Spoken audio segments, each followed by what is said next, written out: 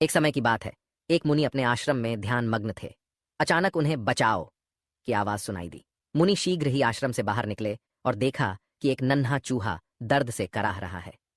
मुनि ने स्नेहपूर्वक पूछा, क्या हुआ बच्चे?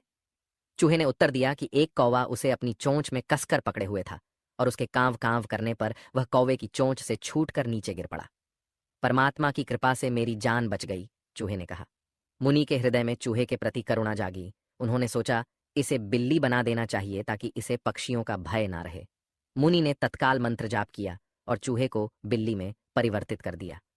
चूहा अब बिल्ली बनकर अत्यंत प्रसन्न हुआ। मुनि ने कहा, अब तुम्हें किसी से डरने की आवश्यकता नहीं है। और वह बिल्ली मुनि के साथ रहने लगी। कुछ समय बाद एक दिन एक कुत्ता आश्रम में आ धमका और उसकी नजर बिल्ली पर पड़ी। कुत्ते ने बिल्ली पर हमला कर दिया और बिल्ली ने चिल्लाकर मुनि से मदद मांगी। मुनि ने देखा कि कुत्ता बिल्ली को परेशान कर रहा है, तो उन्होंने फिर मंत्र जाप किया और बिल्ली को कुत्ता बना दिया। अब कुत्ता बनकर वह इतना खुश हो गया कि उसकी खुशी का पारावार न रहा। एक चूहे से बिल्ली और फिर बिल्ली से कुत्ता बन जाने की उसकी यात्रा अद्भुत रही। लेकिन समय के साथ उसमें लालच का भाव जागृत हो गया। उसने सोचा, क्यों न मैं एक शेर बन जाऊं, फिर तो कोई भी मुझसे नहीं डरेगा और मैं सभी पर राज करूंगा। वह मुनि के पास गया और निवेदन किया, हे गुरुदेव, कृपया मुझे शेर बना दीजिए।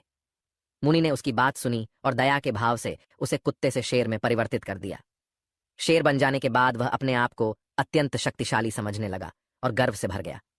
उसके मन में अब लालच के साथ साथ अहंकार भी जागृत हो गया। एक दिन उसने सोचा, क्यों न मैं इस मुनि को ही मार दूं, फिर किसी को यह नहीं पता चलेगा कि मैं पहले चूहा था। जब मुनि ध्यान मग्न थे तो उसने उन पर हमला करने की योजना बनाई, लेकिन मुनि को सब कुछ पहले से ही झांक था। उन्होंने मंत्र जाप किया और उस शेर को पुनः चूहे में परिवर्तित कर दिया।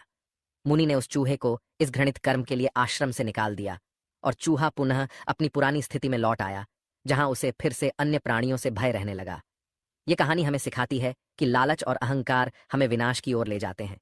हमें जो कुछ मिला है उसमें संतोष करना चाहिए और अधिक की लालसा में अपने वर्तमान को खोना नहीं चाहिए।